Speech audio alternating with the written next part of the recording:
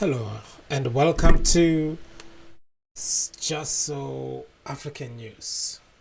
So, if you have been paying attention, you will notice that Al Jazeera is currently running this series about gold mafia, right?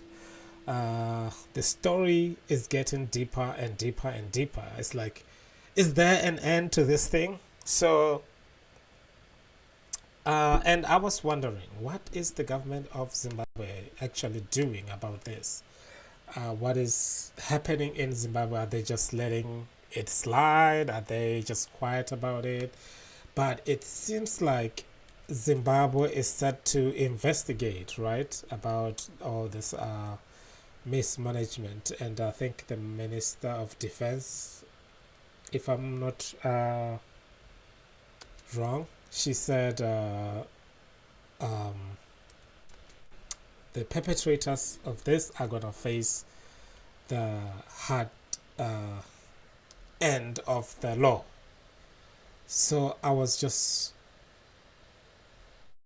like trying to browse through the news and see what does that mean for the big guys on top who have been mentioned over and over again on this issue, right? So it seems like Zimbabwe is gonna take some steps to try to investigate, but we already know who the four people are going to be. First of all, they might expel or suspend the ambassador, prophet. Oh my goodness, prophet, and they are going to look for the transporters, whatever they call them on the documentary, the guys who are smuggling, the smugglers, the guys who are doing the dirty job. And those guys are not really getting paid that much. They're not getting paid 1 million or something like that, right? They're probably the most they can get is less than 100,000 US dollars. I don't know. They have not covered it, or maybe they did, and I have not.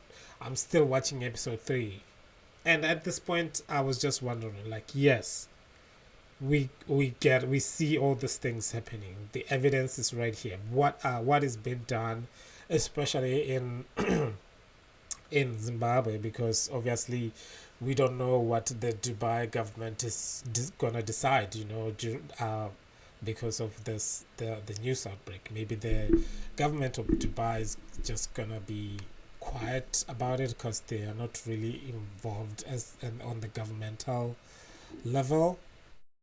But the other thing that as I'm watching this, I just it just disturbs me is all this men who call themselves out there that the who call themselves that they are the men of God. They are actually for the people of God. They are actually ministers of the word of God, the gospel of God, of Jesus Christ, and even they always emphasize that he is a self-proclaimed prophet. I've known his prophecies and TV channel for a very long time now. If you're from Southern Africa and you don't know about it, then wow, kudos to you. But a lot of people are following this guy, and I'm wondering what's gonna happen with the church. Is anything happening in the church? Because I have been looking and I don't see anybody doing anything except for, like, today I just saw the one of the government official from Zimbabwe. They're saying they are going to investigate this whole thing. So I'm trying to make sense of this gold mafia thing. It just gets deeper and deeper and deeper.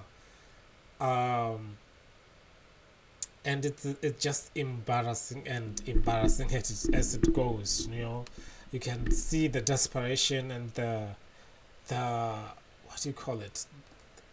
Like I've had things stolen from me. I've never seen a thief stealing in action, like right here in front of you, just telling you their tactics and sharing what they are agenda is and how much they are making and how much they are hoping to make out of every deal, out of stealing from everyday individual, very dedicated people, hardworking people of the countries of Zimbabwe and other Southern Africa. And I think the other thing is that as that I have realized as an African is that when something is happening in a different country that is not where I'm coming from, it's always like, nah, it's like I'm not part of that.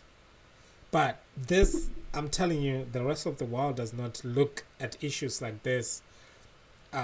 They don't isolate issues like this from every other African countries. Like in the next future, it will be like, oh, there is some gold being smuggled out of Africa. There is some gold being smuggled out of Southern Africa.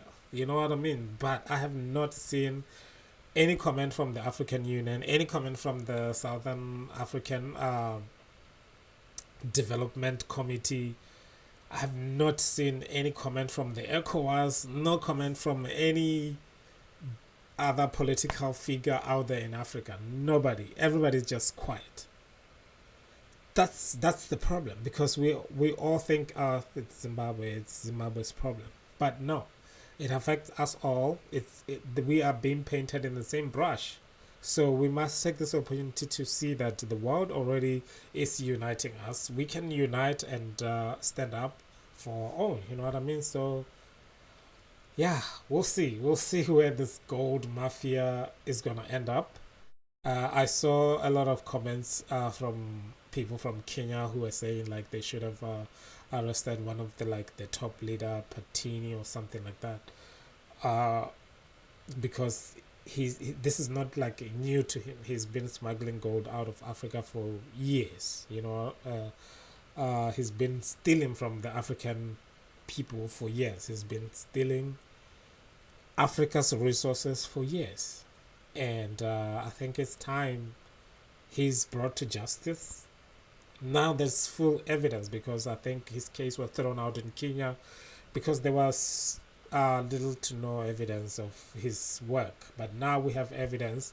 I feel like the government of Kenya should reopen his case, reinvestigate his case to show how serious this thing is. You know what I mean? Instead of just kind of keeping quiet and hoping it will fix itself, or some other authorities somewhere will take charge and control the situation.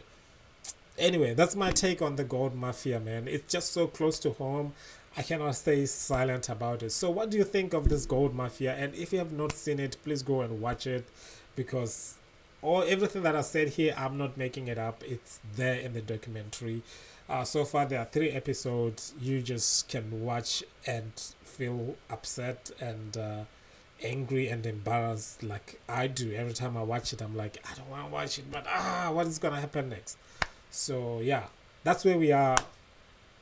And I'm hoping for change, man. I'm hoping that one of these days this type of thing will bring real change.